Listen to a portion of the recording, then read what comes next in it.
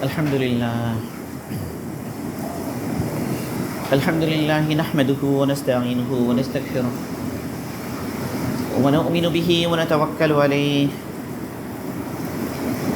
ونعوذ بالله من شرور أنفسنا ومن سيئات أعمالنا ونعوذ بالله من شرور أنفسنا ومن سيئات أعمالنا من يهده الله فلا مضل له ومن يضلل فلا هادي له ونشهد أن لا إله إلا الله وحده لا شريك له ونشهد أن سيدنا ومولانا محمدا عبده ورسوله صلى الله عليه وعلى آله وأصحابه وبارك وسلم تسليما كثيرا كثيرا أما بعد فأعوذ بالله من الشيطان الرجيم بسم الله الرحمن الرحيم كل نفس ذائقة الموت ونبلوكم بالشر والخير فتنة وإلينا ترجعون قال تعالى من عمل صالحا من ذكر أو أنثى وهو مؤمن فلنحيينه حياة طيبة ولنجزئنهم أجرهم بأحسن ما كانوا يعملون وقال تعالى ولا تطع من أغفلنا قلبه عن ذكرنا واتبع هواه وكان أمره فرطا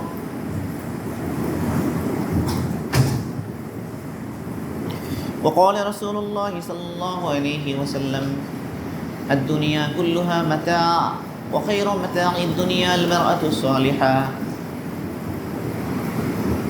وقال رسول الله صلى الله عليه وسلم تورد الفتن على القلوب كالحصير عودا عودا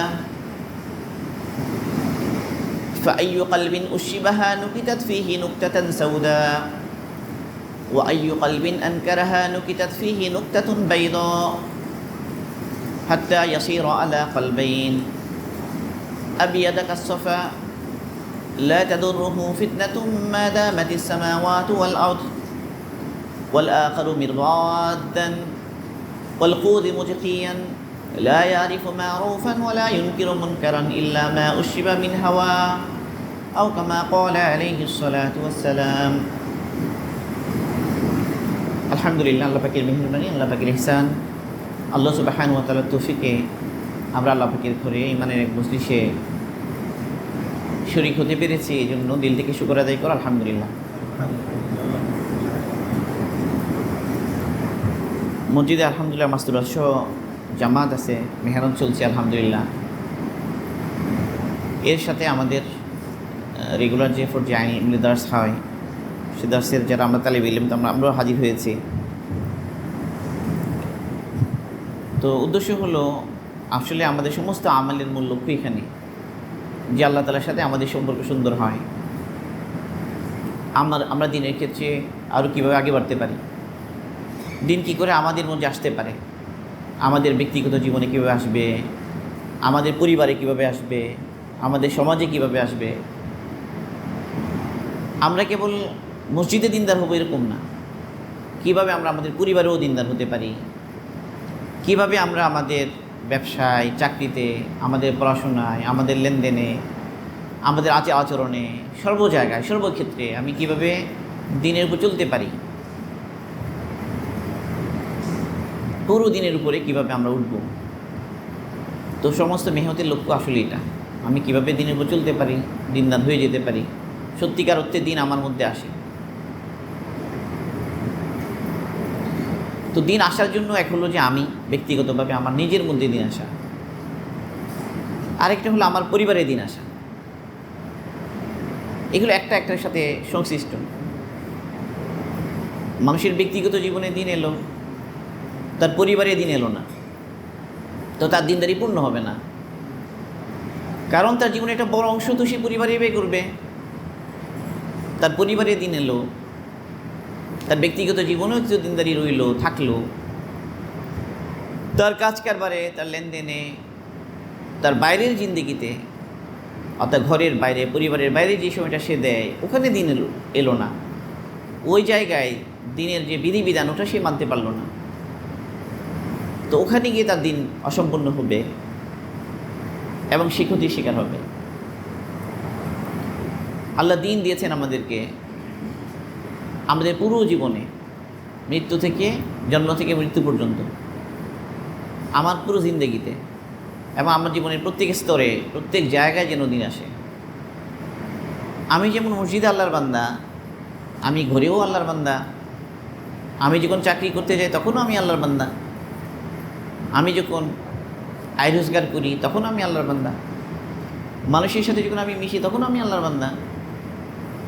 আমি যে আসলেই বান্দা, আল্লাহ তাআলা আমাদেরকে বান্দা হিসেবে সৃষ্টি করেছেন। এমন নয় যে ম্যান ওয়াজ বর্ন ফ্রি, মানুষ স্বাধীন হয়ে জন্মগ্রহণ করেছে, এরকম না। কিছু মানুষ মনে করে যে মানুষ স্বাধীনভাবে জন্মগ্রহণ করেছে। Man was born free, yet everywhere he is in chains. মানুষ স্বাধীন হয়ে জন্মগ্রহণ করেছে, অথচ সর্বত্র সে চেইনের মধ্যে আবদ্ধ, শিকলের মধ্যে আবদ্ধ। না, আমরা মুসলমান, আমাদের আকীদা, আমাদের বিশ্বাস হলো যে মানুষ মানে সব কিছু বেশি স্বাধীন না। আল্লাহ তাআলা কিছু ক্ষেত্রে তাকে স্বাধীনতা দিয়েছেন, কিছু জায়গা, জায়েজের একটা গণ্ডি আল্লাহ তাআলা দিয়েছেন। সে জায়েজের গণ্ডিতে সে কিছু কাজ সে স্বাধীনভাবে করে নিতে পারে। কিছু জায়গা আছে তার স্বাধীনভাবে বিচরণের, এটা হলো মোবাহর জায়গা। মোবাহ যেটা, এই মোবাহ যেটা, এটাও জায়েজ হয়েছে, আল্লাহ জায়েজ করেছেন বলে। বাকি সর্বসময়েই সে আল্লাহ তাআলার বিধানের অধীন, স্বাধীন না সে। মানুষ বান্দা হয়ে জন্মগ্রহণ করেছে, জন্মের আগেই সে অঙ্গীকার করেছে, এটা আমাদের বিশ্বাস, এটা আমাদের আকীদা। কেউ যদি মনে করে যে মানুষ স্বাধীন, মানুষ আল্লাহর বিধান মানতে বা অন্য কোনো বিধান মানতে সে কি নয়, বাধ্য নয়, কাজে তাকে শৃঙ্খল মুক্ত করতে হবে, এরকম যদি কেউ মনে করে, কোনো শৃঙ্খল থাকবে না, কোনো তার উপরে কোনো বিধান থাকবে না, আল্লাহর হুকুম তাকে মানতে হবে না, ধর্মের বন্ধন তার থাকবে না, স্বাধীন সে, যা ইচ্ছা সে তাই করবে, করতে পারবে না, ব্যাপারটা এরকম না। বরং আল্লাহ তাআলা মানুষকে সৃষ্টি করেছেন বান্দা হিসাবে। ওমা খলাকতুল জিন্না ওয়াল ইনসা ইল্লা লিয়াবুদুন। আল্লাহ তাআলা বলেছেন যে আমি সৃষ্টি করেছি মানুষ এবং জিনকে আমার ইবাদতের জন্য। ইবাদতের জন্য মানে কি? সে আবদ হয়ে সৃষ্টি হয়েছে, বান্দা হয়ে সৃষ্টি হয়েছে। বান্দা মানে সে অধীন, স্বাধীন না।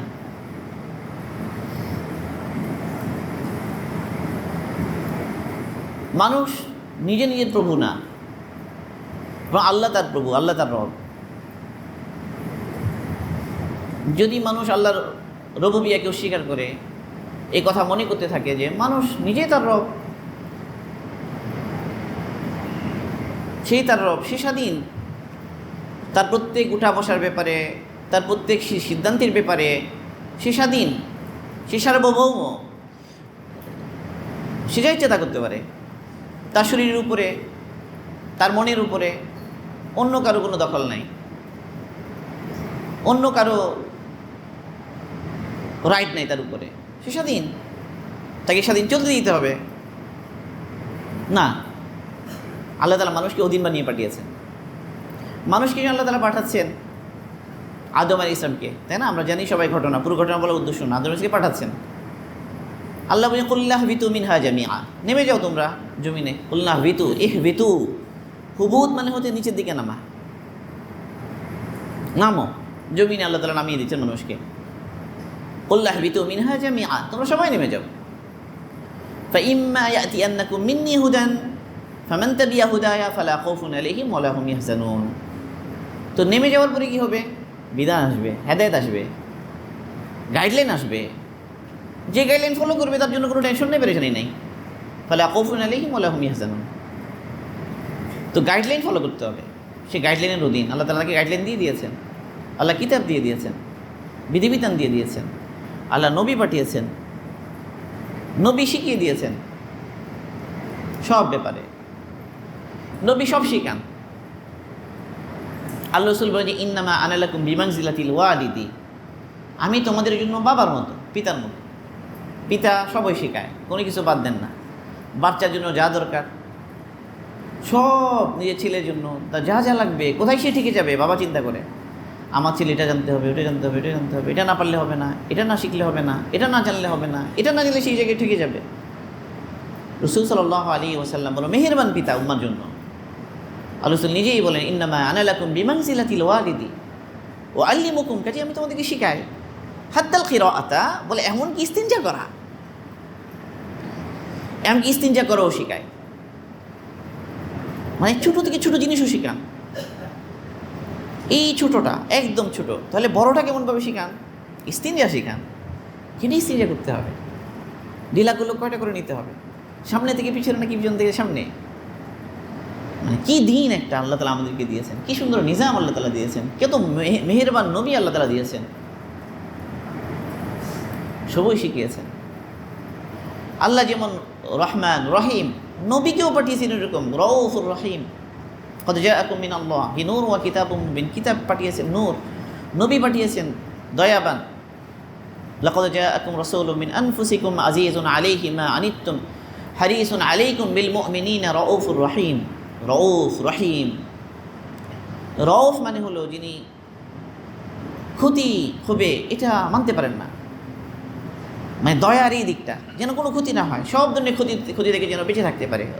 রাফা, রাফা বলা হয় যেন ক্ষতি না হয়, সব ক্ষতি থেকে কেমনি সে বাঁচতে পারে এটার ব্যবস্থা যিনি করেন, বা এটা নিয়ে যিনি ফিকির করেন, তিনি রউফ। আর আরও কল্যাণের জিনিস কেমনে তার লাভ হবে, আরও কল্যাণের রাস্তা তার জন্য কেমনে প্রশস্ত হবে, এই জন্য চেষ্টা দয়া যেটা, এটা হলো রহমা। একটু রাফা একটু রহমা। রসুলের রহমতের দুটো দিকেই আছে, রউফ রহিম।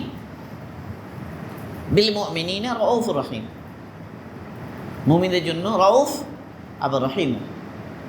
ফলে হাত্তাল কিরাআতা, একদম ছোটো জিনিস কীভাবে ইস্তিনজা সারবে, কীভাবে পরিষ্কার হবে, এরকম একটা ছোটো জায়গা থেকে তালিম শুরু হয়। এটাও তালিমের মধ্যে বাদ দেওয়া হয় না। এরপর তালিমের যে সর্বোচ্চ পর্যায়ে যে আর কত পর্যায়ে হতে পারে সবই রসুল শিখান। এবং রসুলের তালিমের কোনো সময় নির্দিষ্ট নাই, জায়গা নির্দিষ্ট নাই, যেখানেই শেখানোর মৌকা সেখানেই শেখান। কখনো মসজিদে বসে শেখান, কখনো রাস্তায় শেখান, কোনো ঘরে শেখান, কখনো সওয়ারির উপর যাচ্ছেন একসাথে তখন শেখান, যেখানেই মৌকা সেখানেই শেখান। আব্দুল্লাহ ইবনে আব্বাস রাদিয়াল্লাহু তাআলা আনহুমা তিনি বর্ণনা করছেন যে আমি রসুলের পিছনে ছিলাম। কানা রদিফান, রদিফ মানে হলো কুন্তু রদিফান, উনি পিছনে ছিলেন। রদিফ মানে হলো যিনি সওয়ারিতে বাহনের উপর পিছনে বসেন, তা আমি রদিফ ছিলাম। রসুল আমাকে উদ্দেশ্য করে বললেন ইয়া গুলাম ইন্নী উআল্লিমুকা কালিমাত, হে ছেলে আমি তোমাকে কিছু কথা শেখাতে চাই। মানে তালিম, দয়ালু পিতা সন্তানকে শেখানোর ক্ষেত্রে কার্পণ্য করেন না, যেখানে যেভাবে শেখানো যায় শেখান। ইন্নী বুইস্তু মুআল্লিমান, আমাকে শিক্ষক হিসেবে পাঠানো হয়েছে।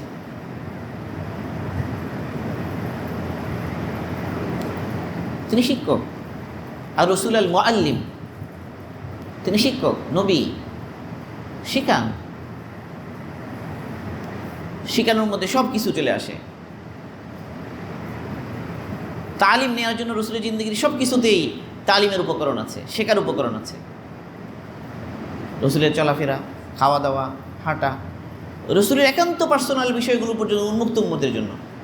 আম্মা জন রাদিয়াল্লাহু তাআলা আনহুন্না, ওনারা উম্মুল মুমিনিনগণ একান্ত ব্যক্তিগত বিষয়, একান্ত পার্সোনাল বিষয় সেগুলো বলেছেন। রসুলের পার্সোনাল বলে কিছু নাই, সব উন্মুক্ত উম্মতের জন্য। একান্ত পার্সোনালগুলো পার্সোনাল না, আমাদের পার্সোনালগুলো পার্সোনাল। আমরা কখনো চাই না যে আমাদের পার্সোনাল বিষয়গুলো অন্য কেউ জানুক। তো রসুলের তরফ থেকে অনুমতি এগুলোও বলার ব্যাপারে, এবং আম্মা জনগণ একদম একান্ত বিষয়গুলো বলেছেন। একদম কত একান্ত বিষয়, একান্ত আর কত হতে পারে সে বিষয়গুলো, সেগুলো রসুল সাল্লাল্লাহু আলাইহি ওয়াসাল্লামের বিষয়গুলো উন্মুক্ত উম্মার সামনে। তাহলে এখানেও শিক্ষার উপকরণ আছে, এখান থেকেও নিতে হবে উম্মতকে। পুরো জিন্দগি, ঘরের জিন্দগি, বাইরের জিন্দগি। একজন মানুষ এরকম পাওয়া যাবে না আর যার জীবন এভাবে সংরক্ষিত হয়েছে। ইন্না নাহনু নাজ্জালনা যিকরা ওয়া ইন্না লাহু লাহাফিজুন, এর মধ্যে এগুলো দাখিল আছে। আব্দুল মালিক সাহেব হুজুর দামাত বরকাতুহু বলেন যে এই আয়াতের দ্বারা উদ্দেশ্য কেবল কোরআন হেফাজত করবেন তা না, রসুলের হাদিস, সুন্নাহ, সিরাত এগুলো হেফাজত করবেন, সেগুলো হেফাজতের আয়াতের ভিতরে দাখিল। রসুলের পুরো জিন্দগি আল্লাহ হেফাজত করবেন এবং আমাদের জন্য নমুনা তিনি। লাকাদ কানা লাকুম ফি রাসূলিল্লাহি উসওয়াতুন হাসানা, তোমাদের জন্য উত্তম আদর্শ রয়েছে রসুলের জীবনে। তা যাকে আল্লাহ তাআলা উত্তম আদর্শ বলবেন, আবার তার জীবনে সব কিছু লিপিবদ্ধ থাকবে না, এটা কেমন হতে পারে? ফলে তার জীবনের হেফাজত হয়েছে, তার সিরাতের পূর্ণ হেফাজত হয়েছে। আল্লাহ পরিপূর্ণভাবে তাকে এভাবেই তার সমস্ত কিছু হেফাজত করেছেন যেন উম্মাহ শিখতে পারে, জানতে পারে। ফিলোসফারের সাথে নবীর এখানে পার্থক্য। ফিলোসফার চিন্তা করে, বড় বড় কথা বলে, কিন্তু জিন্দেগিতে এর কোনো আসর থাকুক আর না থাকুক এটা কোনো ব্যাপার না। ফিলোসফারের জিন্দেগিতে তার বক্তব্যের কোনো প্রভাব না থাকলেও সমস্যা নাই। তো নবী এমন না, নবী যা বলেন তার প্রত্যেক কিছুর প্রভাব তার জীবনে থাকতে হয়। নবীর সাথে ফিলোসফারের এখানে পার্থক্য। ফিলোসফার স্বাধীন, তার মাথায় যা আছে তা সবাই বলেছে। নবী যা ইচ্ছা তা বলেন না। মা ইয়ান্তিকু আনিল হাওয়া ইন হুয়া ইল্লা ওয়াহয়ুন ইউহা। ফিলোসফার সে মনে করে যে আমি স্বাধীন, সে যা ইচ্ছা তা বলতে থাকে, যা যা মনে আসে তার বলার মধ্যে, তার চিন্তার মধ্যে কোনো কি নাই, লিমিট নাই। যা ইচ্ছা সে চিন্তা করে, যা ইচ্ছা সে বলে। এটা জরুরি না যে সে এগুলোর উপর আমল করতে হবে, তার জীবনে এগুলোর কোনো প্রভাব থাকতে হবে, এটা জরুরি না। কিন্তু নবীর জন্য এমন না, নবী যা বলেন তাও করেন। উম্মতের মধ্যে যারা এমন ছিলেন, যা বলতেন তা করতেন, তারাই হয়ে গেছেন উম্মার জন্য সবচেয়ে বেশি যারা অনুসরণীয় ছিলেন, যাদের দ্বারা উম্মার সবচেয়ে বেশি লাভ হয়েছে, তারা ওই সমস্ত লোক। হাসান বসরি রহিমাহুল্লাহর ব্যাপারে জিজ্ঞাসা করা হলো, কোন জিনিস হাসানকে আগে বাড়িয়ে দিল? কোন জিনিস? মানে হাসান বসরি রহিমাহুল্লাহ ওনার সমসাময়িক অনেক আহলুল ইলম ছিলেন, অনেকেই ছিলেন বড়, প্রত্যেকেই ওই পরিবেশ পেয়েছেন, সাহাবাদের ওই পরিবেশ। রসুল তো চলে গিয়েছেন, সাহাবারা বিভিন্ন জায়গায় ছড়িয়ে পড়েছেন, তাদের কাছ থেকে ইলম নেয়ার, তাদের কাছ থেকে আদাব শেখার, দিনের বিভিন্ন জিনিস হাসিল করার জন্য রাস্তা খোলা ছিল। সবাই সমানভাবে উপকার নিচ্ছিলেন, সবার মেজাজই ছিল কি কত বেশি নিতে পারে, সাহাবাদের এই জামাত থেকে কি কত উপকার পেতে পারে। এটাই ছিল ওই সময়ের জওয়ানদের নেশা, ওই সময়ের সবার নেশাই ছিল এটা, আমরা কত বেশি নিতে পারি সাহাবাদের কাছ থেকে। তো এই ব্যাপারে, এই সুযোগ সুবিধার ব্যাপারে, উপকরণের ব্যাপারে তো সবাই বরাবর ছিলেন। হাসানের সামনে যে মৌকা ছিল, সবার সামনে এই মৌকা ছিল, কিন্তু কেন এমন হলো যে হাসান আগে বেড়ে গেলেন? তো এটার জবাবে বলা হচ্ছে, হাসান বসরি রহিমাহুল্লাহ ওনার বিশেষত্ব এখানে, উনি যা বলেন উনি নিজে করেন। মানে উনি ফিলোসফারদের মতো না, যা ইচ্ছা বলেন, বলে যান। ওনার জীবনে এটার কোনো আসর থাকলেও এটার কি প্রতিক্রিয়া হবে ফিলোসফার বলার সময় এটা চিন্তা করেন না। ফিলোসফার এই বলার সময় কথা ভাবে না এটা দ্বারা কি ভালো হবে নাকি ভয়ঙ্কর ধ্বংস নেমে আসবে। অনেক ফিলোসফার এমন এমন কথা বলেছেন, তাদের ওই সমস্ত কথাকে পুঁজি করে দুনিয়াতে চরম ধ্বংস নেমে এসেছে। এরকম উদাহরণ দিয়ে বলা যাবে যে অমুক ফিলোসফারের এই কথার কারণে এই বিপর্যয় এসেছে, অমুক ফিলোসফারের এই কথার কারণে এই বিপর্যয় এসেছে। যারা নবী হন, নবীর তালিম নিয়ে যারা চলেন, নবীর মিশন নিয়ে যারা চলেন, নবীর ফিকির নিয়ে যারা চলেন, না তারাও কথা বলেন যেটা উপকার হয়। আল্লাহ রাসূল নিজেও বলে দিয়েছেন, খায়রুন নাস মান ইয়ানফাউন নাস, সবচেয়ে উত্তম ব্যক্তি ওই ব্যক্তি যে বেশি উপকার করে। আনফাউন নাস লিল উম্মাহ, উম্মার জন্য যার উপকার বেশি, যার দ্বারা উপকার বেশি হয় সে উত্তম। তো কথা কত বড় সেটা বড় না, ওই কথাটা কত বেশি উপকারী সেটা বড়। তো দিন আমরা পেয়েছি সব নির্ভরযোগ্য আমানতদার মানুষের কাছ থেকে, দিন আমাদের কাছে এসেছে সব আমানতদার মানুষদের কাছ থেকে। রসুল আমিন, সমস্ত নবীরা বলতে ইন্নী লাকুম নাসিহুন আমিন, আমি তোমাদের জন্য কল্যাণকামী নাসিহ, আবার আমিন, আমি আমানতদার, মানে আমি কি করি না, আমি খেয়ানত করি না। এই আমানতদারি এটা ইলম নেওয়া দেওয়ার ক্ষেত্রে রসুলের জামানা থেকে দুনিয়াতে যদি ইলমের চর্চা বাকি থাকবে, এই আমানতদারি যতক্ষণ থাকবে ততক্ষণ ইলম থাকবে। ইলম হতেই হয় পুরো আমানতদারির সাথে। এই আমানতদারি না হলে তখন আর তার কথা গ্রহণযোগ্য হয় না। এই যে আমরা বলি যে সানাদের মধ্যে কি দেখা হয়, বলে আদালা দেখা হয় এবং তার জাফজ দেখা হয়, তিনি কতটুকু উস্তাদের কাছে শিখেছেন এটা দেখা হয়, এবং কি কতটুকু আমানতদার এটা দেখা হয়, আদালা আছে কিনা, তিনি নিজে ব্যক্তিগতভাবে এগুলো আমল করেন কিনা সেটা দেখা হয়। তো পুরো দিন মানে হচ্ছে ইলম এবং আমলের নাম। ইলম শিখতে হবে, সাথে আমলও করতে হবে। যত ইচ্ছে ইলম শিখো, আমল না করলে কোনো কাজে আসবে না, এই ধরনের কথা আছে। মানে ইলম উপকার করবে যদি এটা আমার জিন্দগিতে আসে, আমার জিন্দগিতে এটার আসর পড়ে, প্রভাব পড়ে।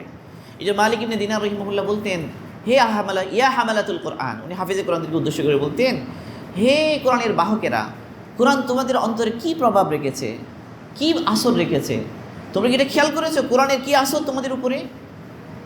কোনো আসর আছে কি তোমাদের উপরে? নাই, কোরআনের কোনো প্রভাব তোমাদের উপর বাকি নাই। কোরআন তোমাদেরকে মোটেই প্রভাবিত করে না। না, কোরআন তো প্রভাব বিস্তার করার জন্য। আব্দুল্লাহ ইবনে মাসউদ রাদিয়াল্লাহু আনহু বলেছেন যে কারা কোরআনের বাহক? কে কোরআনের বাহক? কে হবে কোরআনের বাহক? তিনি বলেছেন যে কোরআনের যে বাহক, কোরআনওয়ালা যে, তো তার সন্ধ্যা অন্যদের সন্ধ্যার মতো হবে না, তার সকাল অন্যদের সকালের মতো হবে না, তার হাসি অন্যদের হাসির মতো হবে না, তার কান্না অন্যদের কান্নার মতো হবে না, তার চিন্তা অন্যদের চিন্তার মতো হবে না, তার ওঠা বসা অন্যদের মতো হবে না। এটা কিসের ফল? ইলম এবং আমাল দুটোকে জমা করার ফল। এই জন্য দেখেন, কোরআনের একটা হক হলো হক্কুত তিলাওয়া। উলামা ইকরাম এই কোরআনের যে হক, এটা হক্কুত তিলাওয়া, এটা বলতে গিয়েও তারা বলেছেন যে এটা দুই স্তর। এক হলো হক্কুল কিরাআহ, শুদ্ধভাবে কোরআন পড়া। আরেকটা কি? হক্কুল ইত্তিবা, ঠিকভাবে কোরআন অনুসরণ করা। কোরআনে পাকে আল্লাহ সুবহানাহু ওয়া তাআলা প্রশংসা করেছেন ওই সমস্ত লোকের যারা হক আদায় করে তাদের কিতাবের তেলাওয়াত করে। আল্লাযীনা আতাইনাহুমুল কিতাবা ইয়াতলুনাহু হাক্কা তিলাওয়াতি। আল্লাহ তাআলা বলেন যে আমি যেই সমস্ত লোকদেরকে কোরআন দিয়েছি, কিতাব দিয়েছি, উদ্দেশ্য আগেও যাদেরকে দিয়েছেন তারাও এর মধ্যে শামিল। আল্লাযীনা আতাইনাহুমুল কিতাবা ইয়াতলুনাহু, তো এটা তিলাওয়াত করে, হাক্কা তিলাওয়াতি, হক আদায় করে, তিলাওয়াতের হক আদায় করে করে। আব্দুল্লাহ ইবনে আব্বাস রাদিয়াল্লাহু আনহুমা রাইসুল মুফাসসিরিন, তিনি বলেন এটার অর্থ হলো ইয়াত্তাবিউনাহু হাক্কা ইত্তিবাইহি, মানে সঠিকভাবে কোরআন অনুসরণ করে। কোরআন এসেছে অনুসরণের জন্য। কোরআনের হক এটা যে কোরআন মানতে হবে, কোরআন পড়বো আবার এটা মানবো, একটা আমলি জিন্দেগি কোরআন চায়, হক্কুল ইত্তিবা। তো এই জন্য উলামাগণ বলেছেন যে হক্কুত তিলাওয়াতের দুই স্তর, হক্কুল কিরাআহ, হক্কুল ইত্তিবা, মারহালাতান, দুই স্তর। আল মারহালাতুল উলা হক্কুল কিরাআহ, আল মারহালাতুস সানিয়া হক্কুল ইত্তিবা। এই ইত্তিবার লেভেলটা কতটুকু? ওমা কানা লিমুমিনিন ওয়ালা মুমিনাতিন ইযা কাদাল্লাহু ওয়া রাসূলুহু আমরান আন ইয়াকুনা লাহুমুল খিয়ারাতু মিন আমরিহিম, যে এই ইত্তিবার লেভেল এতটুকু যে রসুল, আল্লাহ এবং রসুল সাল্লাল্লাহু আলাইহি ওয়াসাল্লাম যখন কোনো আদেশ দিয়ে ফেলেন, কোনো কিছু করতে বলেন, মুমিন পুরুষ বা মুমিন নারীর এখতিয়ার থাকে না যে ইচ্ছা হলে করবো, ইচ্ছা হলে করবো না, বরং করতেই হবে। ম্যান ওয়াজ বর্ন ফ্রি না, বরং সে অধীন, তাকে মানতে হবে আল্লাহর কথা। আতিউল্লাহ ওয়া আতিউর রাসূল, আল্লাহকে মানতে হবে, রসুলকে মানতে হবে। কোরআনের হক হলো ইত্তেবা করা, কোরআনের বিধিবিধান মানা। তাহলে আমাদের জিন্দগি আলোকিত হবে কোরআনের মাধ্যমে, কোরআনের তালিমের মাধ্যমে। কোরআনের তালিম, কোরআনের উপর আমাল, আর রসুল যে ব্যাখ্যা করে দিয়েছেন কোরআনের, এটা হলো সুন্নাহ, হাদিস। কোরআন এবং সুন্নাহ, এই দুই জিনিস দিয়ে নিয়ে জিন্দগিকে বানানো লাগবে। যেই পরিমাণ আমার জিন্দগিতে আমল আসবে তো সেই পরিমাণ নুরানি হবে। সাহাবা রাদিয়াল্লাহু আনহুম ইলম এবং আমল দুটোকে একসাথে শিখতেন।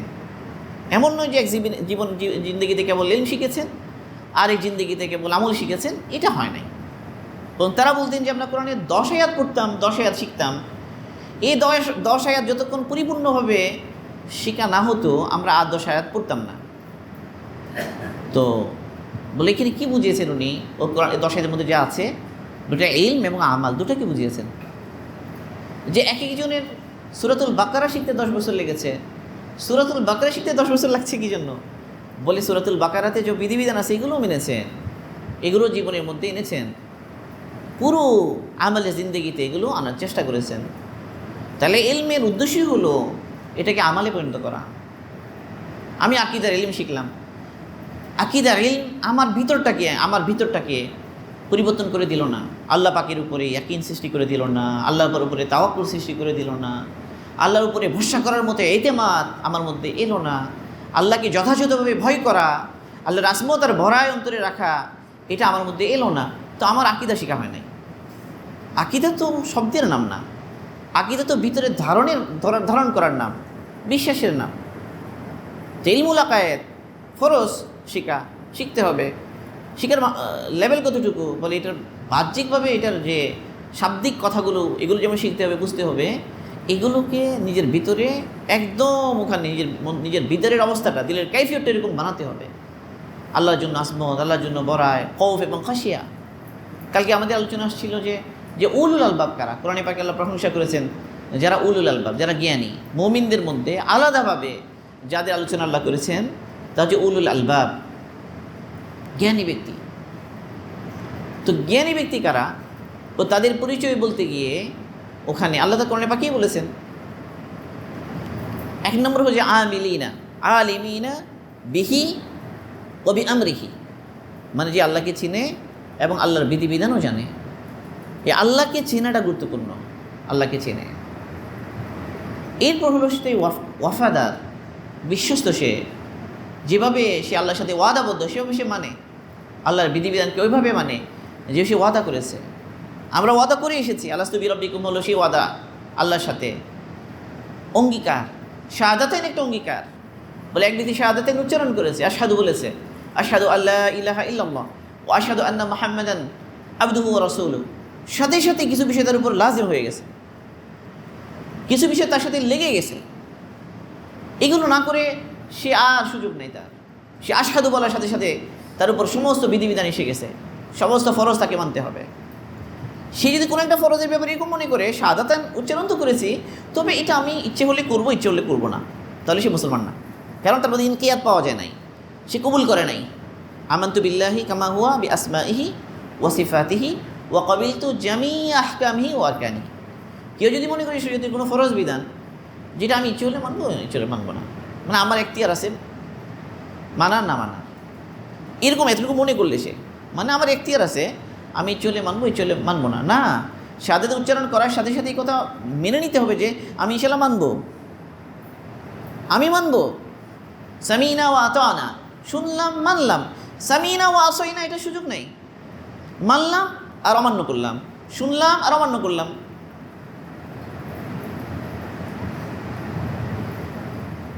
না, সামিনা ওয়া আতানা আছে, সামিনা এবং ওয়া আতানা, শুনলাম আর মানলাম। এই শোনা এবং মানা হলো এই অঙ্গীকার, শাহাদাতাইনের উচ্চারণ করার নাম। এই অঙ্গীকারের নামই হলো শাহাদাতাইন, ঈমান আনা। এই অঙ্গীকার যতক্ষণ পাওয়া যাবে না সে মুসলমান হবে না। হাজারবার শাহাদাতাইন পড়লেও হবে না। সে কোটিবার শাহাদাতাইন উচ্চারণ করে, কিন্তু শরীয়তে কোনো একটা ফরজ বিধানের ব্যাপারে যদি বলে যে এটা মানা লাগে না, মুসলমান হবে না, মুমিন হবে না। কারণ তার মধ্যে পরিপূর্ণ ইনকিয়াত পাওয়া যায় নাই। পুরো কবুল করা, পুরো দিন কবুল করা, সমস্ত বিধিবিধান মানবো আমি মানতে বাধ্য। এক হলো যে তার আমলি দুর্বলতা থাকতে পারে, অলসতার কারণে, গাফলতির কারণে, নফসানিয়তের কারণে, শয়তানের ধোকায় পড়ে সে কখনো কখনো তার দিক হয়ে যাবে, কিন্তু অপরাধী মনে করবে। সে মনে করবে যে আমি যে ফজর নামাজ আজকে পড়িনি, আমি অপরাধী, আমি যে নজরে হেফাজত করতে পারিনি, আমি অপরাধী, আমি দোষী। আল্লাহ কোন সময় আমাকে ধরেন? সাহাবাদের অবস্থা ছিল এমন যে অপরাধ না করেও এই জন্য পেরেশান যে কখন আল্লাহ ধরেন। এই জন্য অস্থির, অপরাধ না করেও অস্থির যে আল্লাহ যদি ধরে। এমন না যে কোনো অপরাধ করে ফেলেছেন, না, অপরাধ কিছুই নাই, কোনো অপরাধ পাওয়া যায় নাই। অনেকের ব্যাপারে আছে যে আমি তাকে কোনোদিন সগীরা গুনাহ করতেও দেখিনি। অনেকের ব্যাপারে আছে এরকম, যাদেরকে আল্লাহ তাআলা হেফাজত করেছেন, যারা ওরকম জীবন বানিয়েছেন।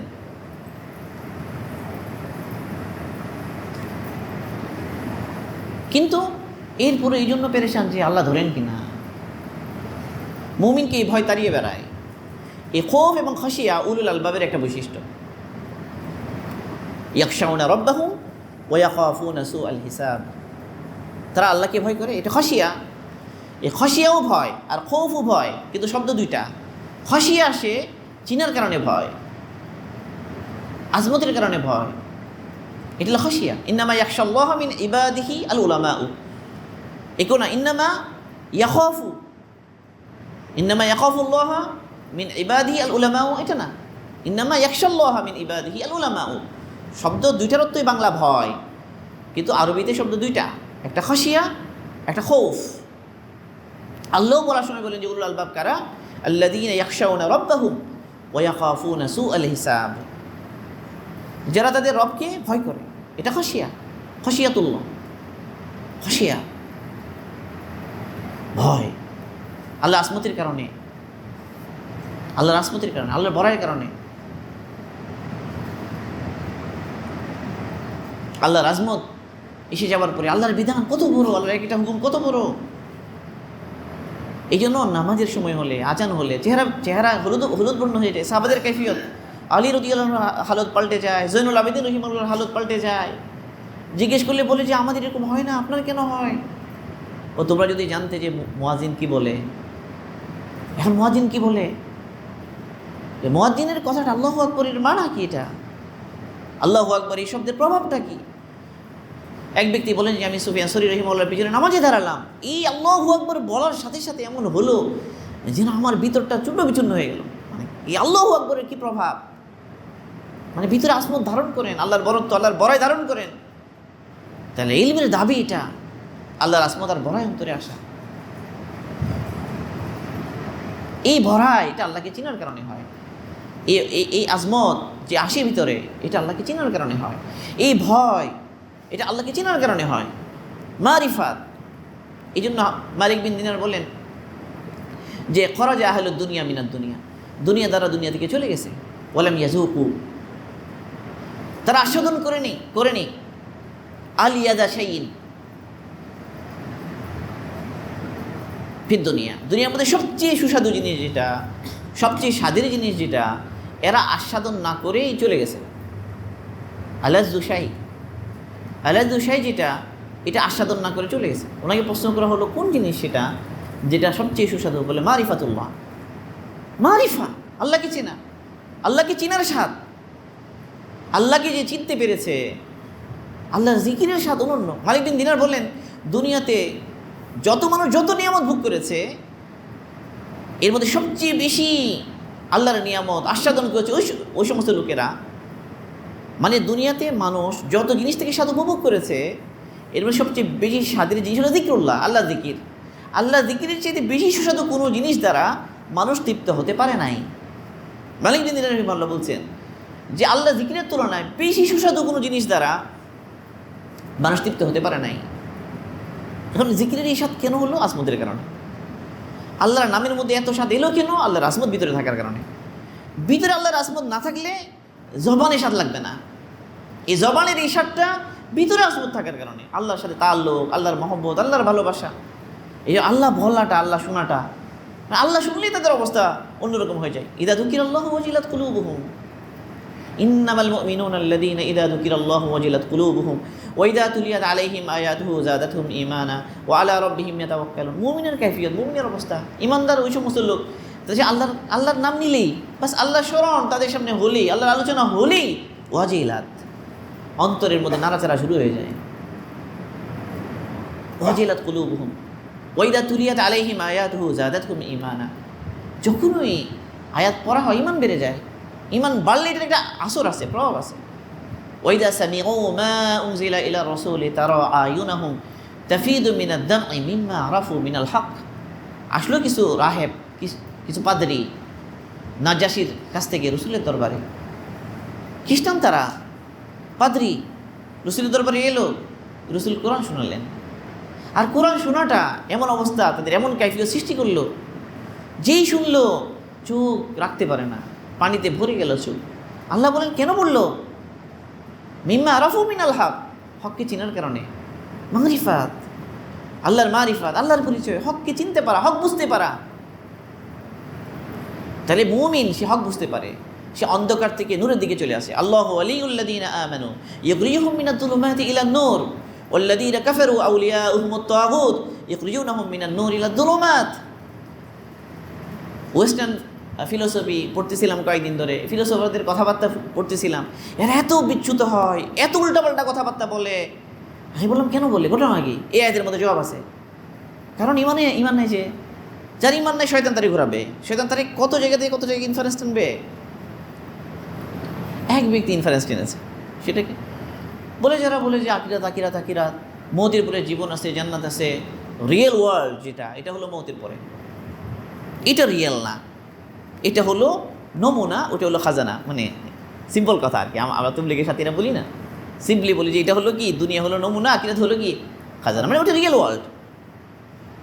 তো এই লোকগুলো যে রিয়েল ওয়ার্ল্ড করতে করতে করতে করতে করতে এটা যে ওয়ার্ল্ড আছে, এটা সেই খাওয়া মানে এটা স্বাদ আস্বাদন করার সুযোগই পেল না। তো ও ওইটাও পেল না, এটাও পেল না। তো এখন স্বাদ পায় না কেন? সে যে মানুষ তার ধারণা থেকে বেরিয়ে আসতে হবে, তাকে সুপারম্যান হতে হবে। হুই সুপারম্যান?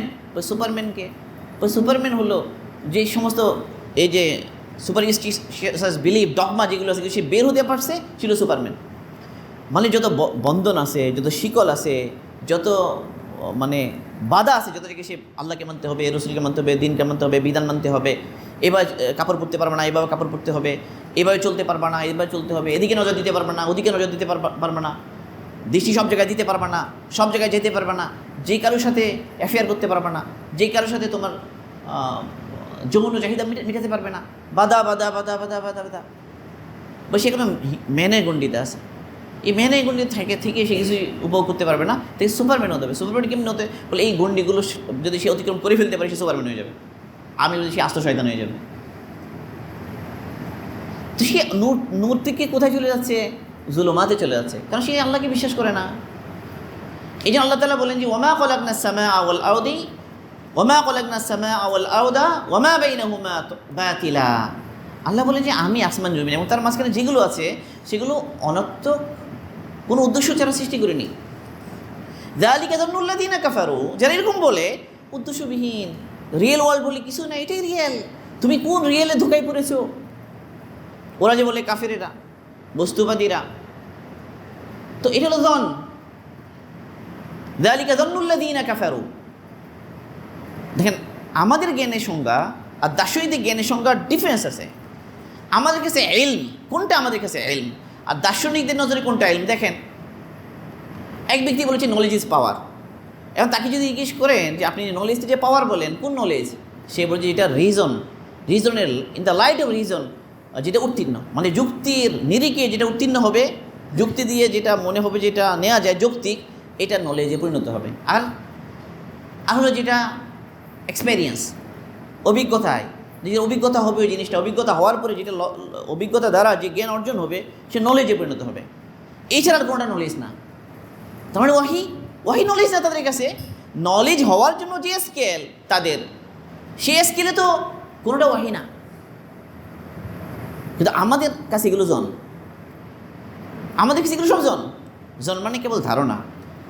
এগুলো ইলম হতে পারবে না ইসলামের নজরে। ইসলামের নজরে ইলম কোনটা? রাসূলের হাদিস থেকে বোঝা যায়, রাসূল বলেন মাসালু মা বাআসানি আল্লাহু মিনাল ইলমি ওয়াল হুদা কামাসালি গায়সিন। রাসূল বলেন যে আল্লাহ তাআলা আমাকে যে ইলম এবং হেদায়েত দিয়ে পাঠিয়েছেন তার উদাহরণ হলো মুষলধারে বৃষ্টি। মানে রাসূল কোনটাকে ইলম বলেন যে নিয়ে এসেছেন, এটা ইলম। এটা এমন ইলম যে এটা সুপ্রতিষ্ঠিত জিনিসের দিকে আহ্বান করে, হেদায়েত দেখায়। ইন্না হাযাল কুরআনা ইয়াহদি লিল্লাতী হিয়া আকওয়াম। কোরআন যে ডাকে, কোরআন যে দাওয়াত দেয়, কোরআন যত জিনিসের দিকে দাওয়াত দেয় সুপ্রতিষ্ঠিত। কোনো আইডিওলজির পরিবর্তন হয় না, কোনো চিন্তার পরিবর্তন হয় না। 1400 বছর আগে যা বলা হতো এখন তাই বলে কোরআন, সেটাই। এটার মধ্যে হেরফের হবে না। আল্লাহ আছেন, সর্বশক্তিমান আল্লাহ আছেন, তিনি পাঠিয়েছেন, পরীক্ষার জন্য এসেছি, ইচ্ছে মতো চলতে পারবো না, আল্লাহর বিধিবিধান মানতে হবে। এরপরে মরা লাগবে, মরার পরে আখিরাতে আছে আমার জন্য কবর আছে, জান্নাত জাহান্নাম আছে আমার জন্য, ওখানে রয়ে গেছে আখিরাতে জান্নাত, ওখানে রয়ে গেছে জাহান্নাম। সুপ্রতিষ্ঠিত বিষয়। এই সুপ্রতিষ্ঠিত কেবল দুনিয়াতে না, মরার সাথে সাথে বুঝবে সুপ্রতিষ্ঠিত। মরার মুহূর্তে আজরাইল আসবেন, এই আজরাইলের চেহারা দেখার সাথে বুঝে আসবে সব ঠিক। কবরে গেলে মুনকার নাকির আসবেন, মানুষ বুঝে যাবে সব ঠিক। কবর হয়তো জান্নাতের টুকরা হবে, জাহান্নামের গর্ত হবে, তখন আর লাভ নাই। তো এখন যে রিয়েল মনে হয় না, রিয়েল কি রিয়েল না ওখানে গেলে বুঝাই দিবে ভালো করে কোনটা রিয়েল। তাহলে আমরা যদি এদের এই সমস্ত কথাবার্তা শুনে যদি বিভ্রান্ত হয়ে যায়, ধোকায় পড়ে যায়, আমরাও যদি সব শৃঙ্খল চেইনগুলো কী করে ফেলো, কেটে দাও, তো সুপারম্যান হয়ে যাবে। বস্তুত সে নিজেই সুপারম্যান হয় নাই, ওই লোকের যে বলেছে আর কি, তার ডিফথেরিয়া হয়েছিল আর হলো তার ডিসেন্ট্রি হয়েছিল, একদম সবসময় এগুলো লেগে থাকতো, তার অবস্থা খারাপ। এরপরে সে একটা অ্যাক্সিডেন্ট করেছে, একদম মানসিক ভারসাম্য হারিয়ে ফেলেছে, আর উঠে দাঁড়াইতে পারে নাই। সে জীবনে পাগল ছিল 11 বছর। রিয়েল ওয়ার্ল্ড মানে সুপারম্যানের মানে কনসেপ্ট যার কাছ থেকে আসে, সে সুপারম্যান না, একদম কিম্যান করে দিলেন আল্লাহ, দেখে না রে। তো ওর জিন্দগি লোকজন দেখে না, ওর কথাটা নিয়েছে সুপারম্যান। মানে সুপারম্যান কেমনি হবা, বলে সব চেন কেটে ফেললো, তুমি সুপারম্যান হয়ে যাবা। দুনিয়াতে কি সুপারম্যান হবে মানুষ? বলেন, লাকাদ খালাকনাল ইনসানা ফি কাবাদ, জিন্দগিতে সুপারম্যান হবে না, এটা আল্লাহ বলে দিলেন কসম খেয়ে গিয়ে। লা উকসিমু বিহাযাল বালাদ ওয়া আনতা হিল্লুম বিহাযাল বালাদ ওয়া ওয়ালিদিন ওয়া মা ওয়ালাদ লাকাদ খালাকনাল ইনসানা ফি কাবাদ আয়াহসাবু আন লা ইয়াকদিরু আলাইহি আহাদ। সে কি মনে করেছে তার উপর কারো ক্ষমতা চলবে না? হ্যাঁ, এটা সে মনে করেছে। আরে দুনিয়াতে সব জায়গায় সে ধরা, আজকে সর্দি, কালকে ডায়রিয়া, আজকে জ্বর, কালকে কাশি, আজকে শরীর দুর্বল, একটু বুড়া হলেই অবস্থা খারাপ। নিজের শত দুর্বলতা, শত মশাক্কাত, শত কষ্ট, শত পেরেশানি দুনিয়াতে, এগুলো থেকে সে স্কিপ করতে পারবে না কোনোভাবে। সবসময় সুখ না, সবসময় আরাম না, সবসময় সাফল্য না, যা যা তা হয় না। জি ভাই, আজকে খুব স্বাদ লাগে, কালকে স্বাদ লাগে না। একই জিনিস আজকে মজা লাগে, কালকে মজা লাগে না। এগুলো দুনিয়া। তো দুনিয়াতে সে সুপারম্যান কেমনে হবে? সুপারম্যান হওয়ার জায়গা কোথায়? হ্যাঁ, সুপারম্যান বানিয়ে দিবে আল্লাহ জান্নাতে গেলে। হ্যাঁ, রিয়েল ওয়ার্ল্ডে গেলে সে আসলে সুপারম্যান হবে, সে সুপারম্যান এখানে হবে না। সে ওরা বলছে তুমি সুপারম্যান হয়ে যাও। সারা দুনিয়াকে তারা বলছে সুপারম্যান বানানোর জন্য আসো, আমরা কী করি, সিস্টেম বানাই। যত সিস্টেম বানিয়েছে, ম্যান ওয়াজ বর্ন ফ্রি, তাকে স্বাধীন করে দাও, সে যা ইচ্ছা তা করুক, তাকে কোনো ব্যাপারে বলবা না। সে যদি কাপড় টাপড় না পরে বলতে পারবো না, এই কাপড় নাই কেন, ওরে বলতে পারবো না। বলছে কেন, আমি স্বাধীন, তুমি কি আমাকে বলার?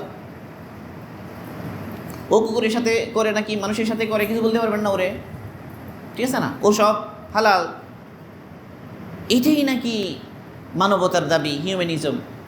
মানবতার দাবি হলো ওরে কিছু বলা যাবে না, ওর অধিকার আছে সব। তো এগুলো করে সে আসলে কি সুপারম্যান হবে? হবে না সুপারম্যান। তাকে আলটিমেটলি খেতে হবে, মরতে হবে, মরার পরে জিন্দগি আছে। সেই জন্য আল্লাহ পাক তৌফিক দান করুন বোঝার জন্য আমাদের। দেখেন এই সমস্ত ধোকার মধ্যে কে পড়বে সারা দুনিয়াতে? আমি যে হাদিসটা পড়েছিলাম, ওই হাদিসের মধ্যে রাসূল সাল্লাল্লাহু আলাইহি ওয়াসাল্লাম বলেন যে প্রত্যেক মানুষ প্রতিনিয়ত মানুষের অন্তরের উপরে ফিতনা আসতে থাকে, যেভাবে মাদুর বানানো হয়। তুরাদুল ফিতানু আলাল কুলুব ওদান ওদা, তুরাদু আলাল কুলুব, তুরাদুল ফিতানু আলাল কুলুব কাল হাসির ওদান ওদা। মানুষের অন্তরের উপরে ফিতনা আসতে থাকে, ওভাবে যে মাদুর বানানো হয়। একটা বেদ গাঁথা হয়, আরেকটা গাঁথা হয়, আরেকটা গাঁথা হয়। ফাআইয়ু কলবিন উশরিবাহা নুকিতাত ফিহি নুকতাতুন সাউদা। যে ব্যক্তি এই ফিতনাকে কবুল করে নেয়, একটা কালো দাগ পড়ে যায়। এখন দুনিয়াতে ফিতনার যদি আপনি কি করেন, ক্লাসিফিকেশন করেন, তো দুই ভাগ, একটা শুবহাত, একটা হলো কি শাওয়াত। শুবহাত কোনগুলি? এগুলোই লিবারালিজম, হিউম্যানিজম, যা ইচ্ছা তা করো, রোমান্টিসিজম। ওই যার কথা বলছিলাম যে সুপারম্যান হওয়ার বুদ্ধি, ওরটা হলো রোমান্টিসিজম। এটা লাস্ট। খাওয়া দাওয়া ফুর্তি করো, কোনো লজিক টজিক নাই, তুমি স্বাধীন, এই দুনিয়া, এটা হলো রিয়েল ওয়ার্ল্ড, এটাই, এখানেই যা পারো এনজয় করে ফেলো, এই হলো রোমান্টিসিজম। তো এই হলো ওদের অবস্থা। এগুলো একটা ফিতনা। এই কত ফিতনা যে আমাদের আশপাশে আসতেছে, এগুলো যদি আমি রিসিভ করে নিই, উদার হয়ে যায়, যে যা ইচ্ছা করুক, সবার স্বাধীনতা আছে, এইরকম মানসিকতা রাখি, আমি ফিতনাকে কবুল করে নিলাম, দিলের মধ্যে একটা কালো দাগ পড়ে গেল, আর আমি হুঁশিয়ার করলাম আমি স্বাধীন নই, আমার আকীদা, আমার বিশ্বাস, আমাকে, আমার আফকারুল ইসলাম আমাকে দৃঢ় রাখলো। সমস্ত বাতিল চিন্তাগুলোকে আমি কি করলাম? অস্বীকার করলাম। সমস্ত বাতিল যত মতবাদ আছে এগুলোর সাথে আমার সম্পর্ক আমি ছিন্ন করে দিলাম, কোনোটার সাথে আমার সম্পর্ক নাই। কারণ আমি আশহাদু আল্লা ইলাহা ইল্লাল্লাহ বলেছি, আমি এর বাইরে যেতে পারবো না। তাহলে তার দিলে একটা সাদা দাগ করে যাবে। আরেকটা ফিতনা হলো শাহওয়াতের ফিতনা। শাহওয়াতের ফিতনা, অশ্লীলতা, বেহায়াপনা। তো শাহওয়াতের বাজার হলো কাণ্ডজ্ঞানহীন কিছু দায়িত্বজ্ঞানহীন লোক আছে এদের জন্য, আর কিছু একটু ইন্টেলেকচুয়াল লোক, এদের জন্য হলো শুভহাত। যারা উম্মতের যারা ইন্টেলেকচুয়াল অংশ, তাদেরকে ঘায়েল করার জন্য শুভহাত, নানা ইজম, নানা চিন্তা, নানা মতবাদ, নানা ফিকির, এগুলো দিয়ে তাদেরকে ঘায়েল করবে। শুভহাতের মধ্যে পড়ে যাবে, সন্দেহ আসবে, ইমান চলে যাবে, ফিতনার মধ্যে সে ঘায়েল হয়ে যাবে। আর যারা এত কিছু বুঝে সুঝে না, তাদের জন্য শাহওয়াত, মজা উড়ো, চুকের মজা, দেখার মজা, শোনার মজা, খাওয়ার মজা, ভোগ করার মজা, স্পর্শের মজা, ভোগ করো, শাহওয়াত। দুটাই হলো অন্তরকে কালো করার জন্য। অন্তর কালো হতে হতে এমন কালো হবে উপর করা পাত্রের মতো, লা ইয়ারিফু মারুফান ওয়ালা ইউনকিরু মুনকারান, ভালোকে ভালো বুঝবে না, খারাপকে খারাপ বুঝবে না। আজ সে নিজেকে ফিতনা থেকে বাঁচিয়ে চলে, শুভহাতের ফিতনা থেকে বাঁচালো, শাহওয়াতের ফিতনা থেকে বাঁচালো। শুভহাতের ফিতনা থেকে বাঁচাবে ইলম, শাহওয়াতের ফিতনা থেকে বাঁচাবে আমল এবং জিকির। ইলমের রাস্তায় শুভহাতের ফিতনাকে সে থেকে বাঁচতে পারবে। আর আমলের জিন্দগি বানিয়ে জিকির, তেলাওয়াত, তাসবিহাত, দিনী পরিবেশে থাকা, দিনী মাহলে থাকা, দিনী মাহলে সময় দেয়া। দেখেন, পরিবেশ ছাড়া আমল করতে মানুষ করতে পারবে না। নিজে সব জানে, ওরা সব জানি, কিন্তু আমলের ময়দানে পারি না। সব জানি, শাহওয়াতের সাথে লড়াই করতে পারি না। এই যে মানা, আমল করার স্পৃহা, জজবা, এটা আনার জন্য পরিবেশ লাগে। এই যে সময় দেওয়ার কথা বলা হয়, দিনী মাহলে সময় দাও, আল্লাহ রাস্তায় সময় দাও, জামাতে সময় দাও, ওলামাদের সাথে সময় দাও, আল্লাহ ওলাদের কাছে গিয়ে সময় দাও। এই সময় দেওয়া ছাড়া তার আমালি জিন্দগিতে এই কথাগুলো আমালি জিন্দগিতে সে বাস্তবায়ন করতে পারবে না। সে বুঝবে যে না, আমার তো এরকম করা দরকার। সে বুঝবে যে আমার করা দরকার, আমার তেলাওয়াত করা দরকার, কিন্তু তেলাওয়াত করেছো কি? না, করতে পারি নাই। আমার তাসবিহ আদায় করা দরকার, করেছো কি? হ্যাঁ, করতে পারি নাই। আমার তাহাজ্জুদ পড়া দরকার, পড়তে পেরেছো তাহাজ্জুদ? না, তাহাজ্জুদ পড়তে পারি নাই। আমার 5 দিনের পর জামাতে পড়া দরকার, পড়তে পেরেছো? না, পড়তে পারি নাই। এই আমালে অভ্যস্ত হওয়া, এটা পরিবেশে গিয়ে মেহনত করা ছাড়া এটা হয় না। তো এটা হলো শাহওয়াতের যে জোয়ার আশপাশে, এটার বিরুদ্ধে লড়াই করতে গেলে আমাকে এই আমালের মাহলে আসতে হবে। আমালের পরিবেশে থেকে থেকে প্র্যাকটিস করতে হবে, চর্চা করতে হবে। এটা আমলওয়ালা জিন্দগি বানাতে হবে, আমলওয়ালা লোকের সঙ্গে স্পর্শে থাকতে হবে, আমলের পরিবেশে থাকতে হবে, নাইলে সম্ভব না তো। আর শুভহাতের যত ফিতনা আছে, এগুলো থেকে বাঁচতে হলে আমাকে সঠিকভাবে ইলম শিখতে হবে, কোরআনের সাথে তাল্লুক বাড়াইতে হবে, রসুলের হাদিসের সাথে তাল্লুক বাড়াইতে হবে, ওলামাদের সাথে সম্পর্ক বাড়াইতে হবে, ওলামাদের কাছে যেতে হবে, ওলামাদের সঙ্গে স্পর্শ অবলম্বন করতে হবে। এই দুইয়ের কোনো বিকল্প নাই। ইলম এবং আমল দুইটার নাম ইসলাম। ইসলাম হলো এই জিন্দগির নাম।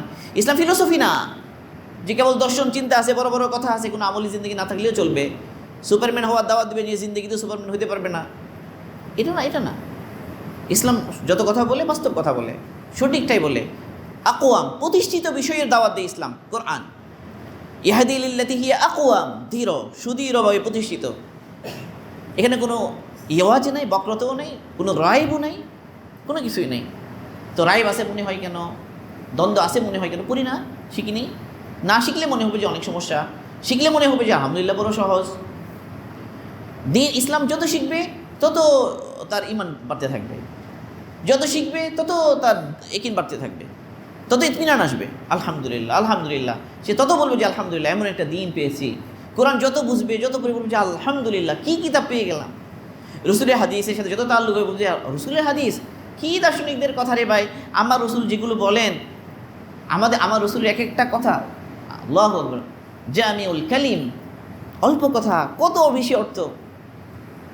রসুলের এক একটা কথা, রসুলের দোয়াগুলো নিয়ে চিন্তা করলে বুঝবে যে আরে রসুলের কথা। তো ফিলোসফার এবং নবীর মাঝখানে বিশাল পার্থক্য আছে। আমি কোন ফিলোসফারের পিছনে চলবো? আমার প্রফেট আছে যে মুহাম্মদুর রাসূলুল্লাহ সাল্লাল্লাহু আলাইহি ওয়াসাল্লাম। আমি কার চিন্তা নিব, কার মতবাদ নিব, কারটা আমি কেন নিব? সব ফেলনা জিনিস আজকে আছে, কালনে নাই, আকওয়াম না, দৃঢ় না, সেটা কেন আমি নিব? আমার যেটা আছে এটা হলো ধীর। সারা দুনিয়াকে চ্যালেঞ্জ জানাবো যে আমাদেরটা ধীর, তুমি বুঝো, আসো, পড়ো, জানো, শিখো।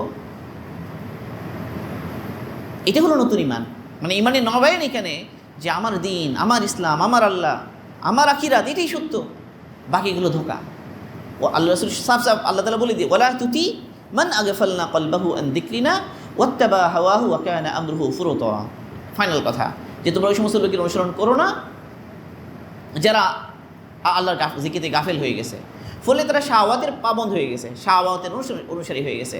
আর শাহওয়াতের যে অনুসারী হয়ে যায় তার কোনো লিমিট থাকে না, তার কোনো ব্যালেন্স থাকে না, তার কোনো দেখেন খারাপই আস্তে আস্তে শাহওয়াতের চর্চা হতে হতে হতে হতে কোনো ব্যালেন্স আছে বলেন, কোনো লিমিট আছে?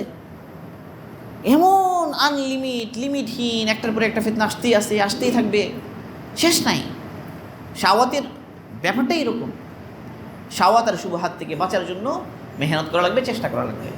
তো এক হলো যে নিজের উপর মেহনত, আরেকটা মেহনত হলো ঘরে মেহনত, মাস্তুরাত। আমার মা বোনেরা, আলজেরিয়ার একটা কথা বলি, আলজেরিয়া লম্বা সময় ফ্রান্সের অধীনে ছিল। তো ওরা লম্বা সময় আলজেরিয়াতে উপনিবেশ ছিল ওদের, কিন্তু ওরা মুসলমানদেরকে কাবু করতে পারে না। এই কাবু করে আবার দাঁড়ায় যায়, এই কাবু করে আবার বিদ্রোহ করে, এই কাবু করে আবার বিদ্রোহ করে। তো তার বলে ঘটনা কি, রহস্য কী? তো এক দার্শনিক ফরাসি দার্শনিক বলেছে একটা শুধু বিষয় আছে, সেটা কি? তাদের মেয়েদেরকে নষ্ট করে ফেলো, মেয়েদেরকে বের করে ফেলো ঘর থেকে। তাদের মেয়েদেরকে যদি তুমি বের করে ফেলতে পারো, তাদেরকে যদি নিয়ে আসতে পারো, ঠিক হয়ে যাবে। মেয়েরা এই উম্মতের জেগে ওঠার পিছনে মাদের বিশাল ভূমিকা আছে। সব জামানায়, হার জামানাতে আপনি সব জায়গায় দেখবেন যে মা বোনদের মেহনত আছে একটা ঘরে। মা তার সন্তানের জেহেন বানিয়েছেন, মা তার সন্তানকে তৈরি করেছেন।